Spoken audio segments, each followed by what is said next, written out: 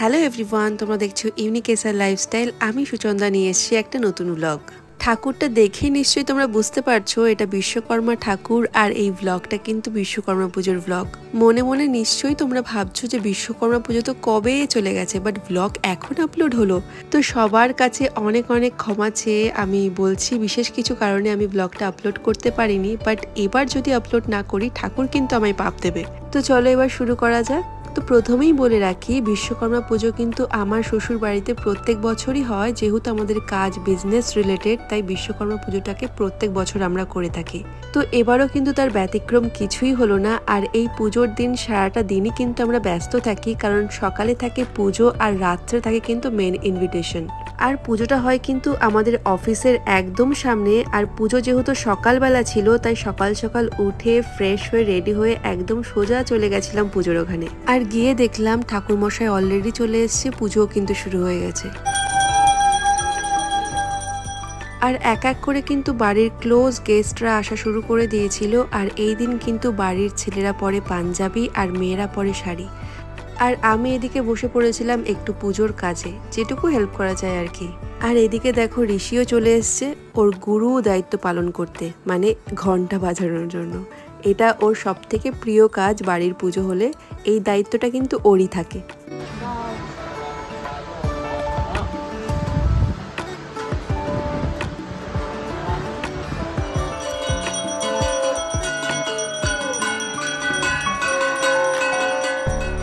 এদিকে অঞ্জলি দেওয়ার সময় হয়ে গেছে। যারা যারা অঞ্জলি দেবে তারা কিন্তু এক এক করে সবাই লাইনে বসে পড়েছে।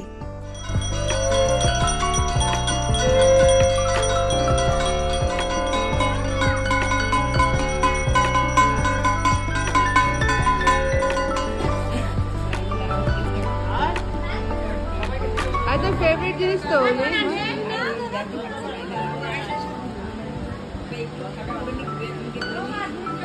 বাবা নে ভিডিওটা করি। এদিকে আয়, এদিকে আয়।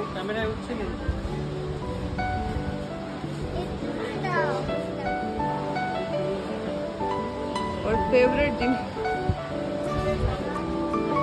সবার খাওয়া হয়ে গেল, বাকিটা ওকে দিয়ে দিই। ভীষণ ভালোবাসি। এটা ধরে ও 3 বার চরণামৃত খেলো। পুরো বাটিটা দিলে সেটাও ফিনিশ হয়ে যাবে।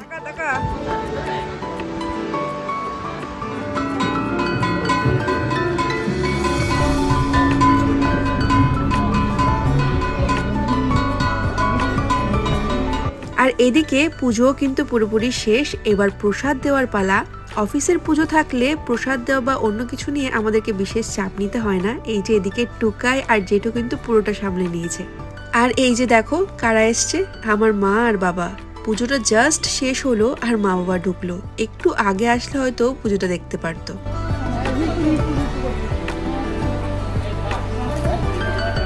আর এদিকে দুপুরের খাওয়া দাওয়া শুরু হয়ে গেছে। এক এক করে কিন্তু সবাই বসতে শুরু করেছে। আর এই যে দেখো ঋষিকে। অন্যদিন খাওয়ার কথা এতবার বলতে হয়, বাট আজকে কিন্তু আমাকে খাওয়ার কথা একবারও বলতে হয়নি, নিজেই বন্ধুদের সাথে ঠিক বসে গেছে। এটা ছিল ঋষির ফেভারিট সাইকেল, আর এইটারও কিন্তু প্রপার ভাবে পুজো দেওয়া হয়েছে। আর এদিকে দেখো পরিবারের সবাই মিলে গল্প করছিলাম। এরপরেই আমরা খেতে বসে গেছি। তো ফার্স্টেই দেখো ভাত চলে এসছে। আর এই যে আমি টুকাই বনু একদিকে বসেছিলাম, আর মায়েরা কিন্তু ওই দিকটায় বসেছিল। তো মেনুতে ছিল ডাল, চিপস, দই কাতলা আর চিকেন কষা।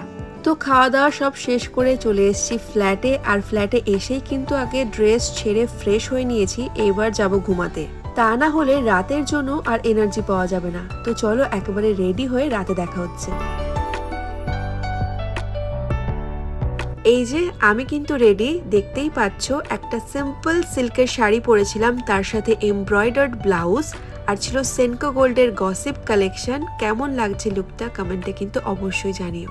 তো চলো এবার রাতে পুজোর লুকটা কেমন লাগছিল সেটা তোমাদের সাথে শেয়ার করি।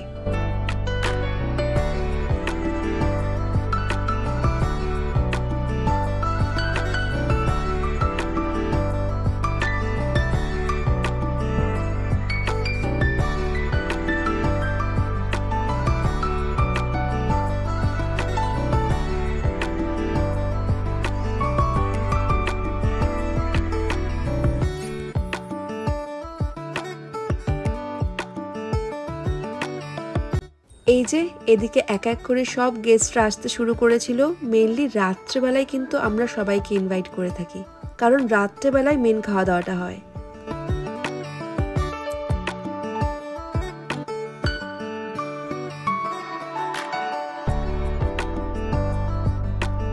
তো চলো স্টার্টারে কি আছে একবার দেখে নিই। ছিল চিকেন পকোড়া, পনির পকোড়া, আর এদিকে ছিল ফুচকা আর কফির স্টল। এক সাইডে ছিল বনুর ফ্রেন্ডস গ্রুপ, ওরা ওদের মতো করে আড্ডা মারছিল, আর একদিকে ছিলাম আমি আর পল্লবী। এখানে আমরা দুজনকে মিস করছিলাম, সেটা আর কেউ না, সিমসা আর প্রিয়াঙ্কা। ওরা কিছু কারণের জন্য আসতে পারেনি, তাই এখানে আমি আর পল্লবী দুজনকে কোম্পানি দিচ্ছিলাম।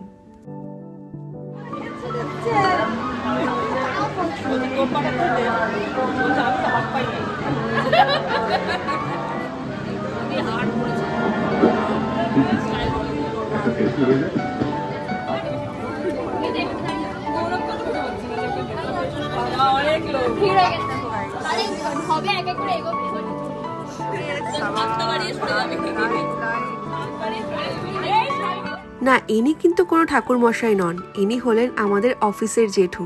ঠাকুর মশাইও বোধহয় এত দায়িত্ব নেন না যত দায়িত্ব উনি পালন করেন। পুরো অফিসটা ম্যানেজ করার দায়িত্ব কিন্তু এনার হাতেই থাকে। আর জেঠু না থাকলে আমরা হয়তো দিশেহারাই হয়ে যাব। আর এদিকে কাকিমারাও চলে এসছে, এখানে মা কাকিমা সবাই গল্প করছে। ওই যে বাবা ওইদিকে, ওই তো সামনে, ওই সামনে।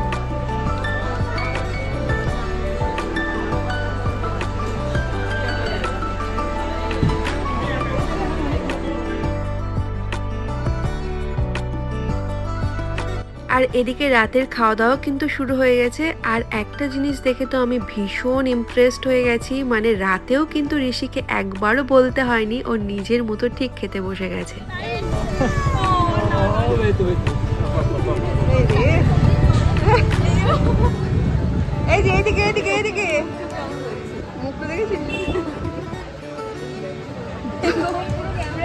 ক্যামেরা কিন্তু ফোকাস ছাড়ছে না।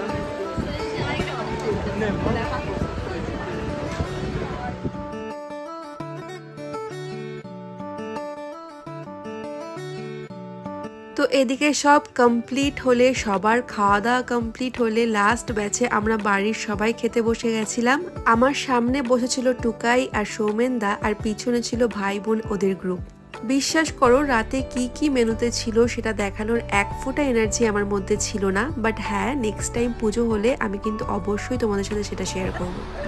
ভাই অনেক টাকার মালিক, অনেক টাকার মালিক এরকম বলে।